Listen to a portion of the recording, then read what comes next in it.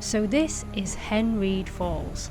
At over 90 feet, it's the highest waterfall in South Wales, and it, along with the gorge, was formed near the end of the last ice age. And we're going to try to walk behind it.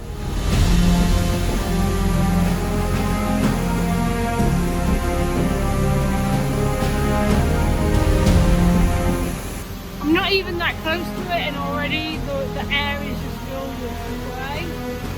And then you can see it all on the camera. But I'm getting wet just stood here. That's pretty incredible.